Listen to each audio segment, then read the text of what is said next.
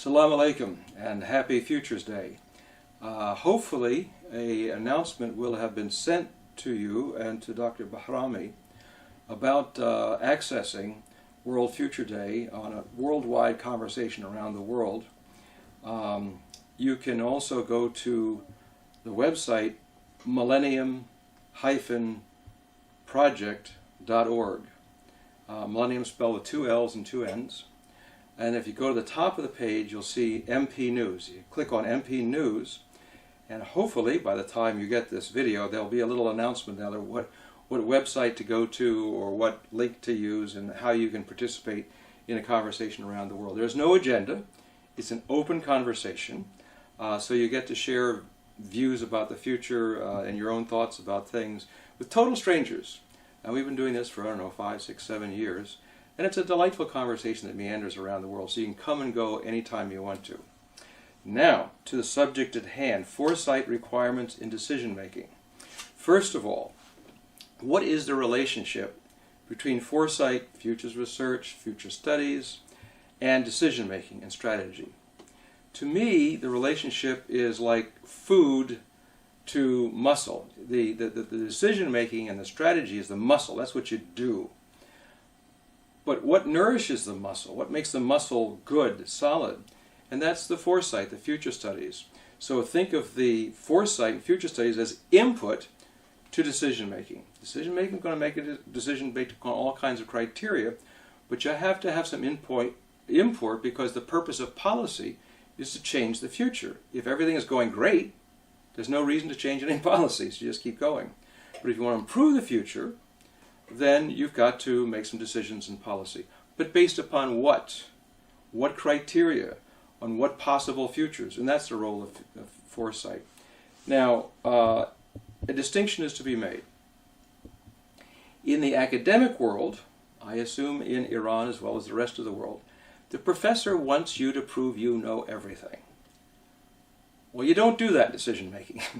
In decision making, you want to give the least amount of information for the right decision, because decision makers have to look at all kinds of stuff. They don't have time to read a 500-page report. So if you can give a decision maker foresight, insight, research, information in a page, it's better than giving it in 50 pages. If you can even do it in a paragraph, it can be better than a page, but sometimes you need more than a paragraph. So that's one distinction to make. Foresight for decision making should be precise, it should be clear, and it should show the difference between if you don't act, what happens, if you do act, what happens, and what's the cost-benefit between these two, and is there any sort of risk. So you want to make it clear to a decision maker why a decision could be made in the first place. But you got to be clear and precise, not as you would in academia. In academia, you have to prove you know everything. So that's an important distinction to be made. Now, there is no right way to do the future. We can say we can know the truth about the past, we can know the truth about the present, but we can't know the truth about the future. Because it hadn't happened yet. We don't know enough, but we can know a lot of possibilities. That's fair enough. And we have, translated into Farsi, by the way, 37 different methods to explore future possibilities. This is the largest collection of methods that's been internationally peer-reviewed ever. And it's translated into Persian by Abu Zair Safi al-Estan. I'm sure I mispronounced that. Forgive me for that, but Dr. Bahrami can correct it for me.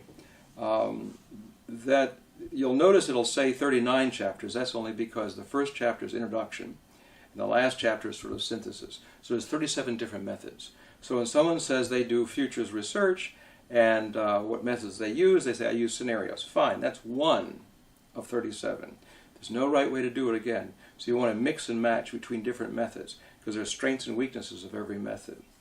Now, at the end of this video, I'm going to have a list of ways that you can make foresight more effective and used in decision making. In this list, you can't do all of them because every situation is a little different. But the more of those on the list you'll see, the more likely you are to be successful in relating foresight to decision making. This came from a study we did some years ago of where it worked, where it didn't work, why, and so forth. So I hope you will have a lovely future day and a great future, and you'll have a chance to look at those lists and maybe get a copy of the videotape and study this list.